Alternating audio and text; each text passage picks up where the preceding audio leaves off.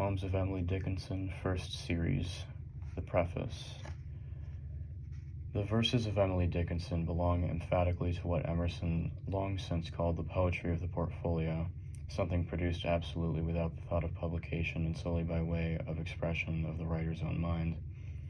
Such verse must inevitably forfeit whatever advantage lies in the discipline of public criticism and the enforced conformity to accepted ways.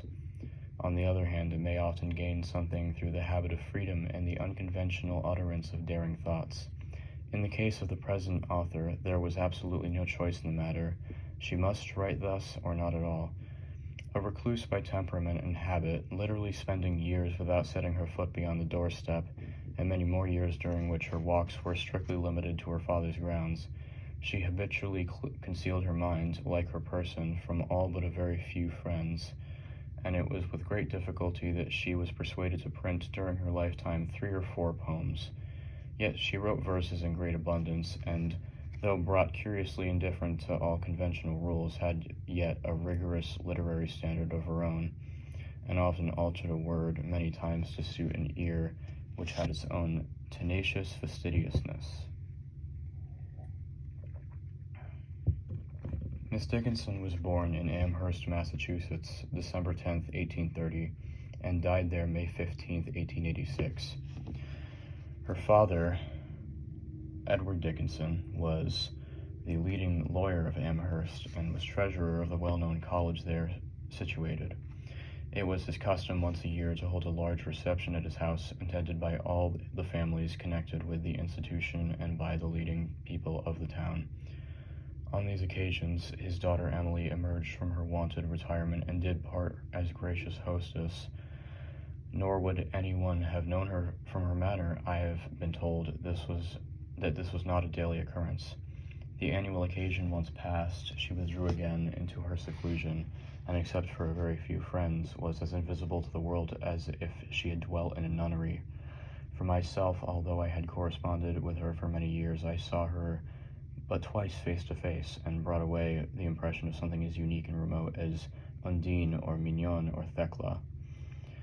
This selection from her poems is published to meet the desire of her personal friends, and especially of her surviving sister. It is believed that the thoughtful reader will find in these pages a quality more suggestive of the poetry of William Blake than of anything to be elsewhere found. Flashes of wholly original and profound insight into nature and life, words and phrases exhibiting an extraordinary vividness of descriptive and imaginative power, yet often set in a seemingly whimsical or even rugged frame. They are here published as they were written, with very few and superficial changes, although it is fair to say that the titles have been assigned almost invariably by the editors. In many cases, these verses will seem to the reader like poetry torn up by the roots, with rain and dew and earth still clinging to them, giving a freshness and a fragrance not otherwise to be conveyed. In other cases, as in the few poems of shipwreck or of mental conflict, we can only wonder at the gift of vivid imagination by which this recluse woman can delineate by a few touches the very crises of physical or mental struggle. And sometimes again we catch glimpses of a lyric strain, sustained perhaps but for a line or two at a time, and making the reader regret its sudden cessation. But the main quality of these poems is that of extraordinary grasp and insight, uttered with an uneven vigor, sometimes exasperating, seemingly wayward, but really unsought and inevitable. After all, when a thought takes one's breath away, a lesson on grammar seems an impertinence. As Ruskin wrote in his earlier and better days, no weight, nor mass, nor beauty of execution can outweigh one grain or fragment of thought. Thomas Wentworth Higginson. And now I will start with part 1 of the first series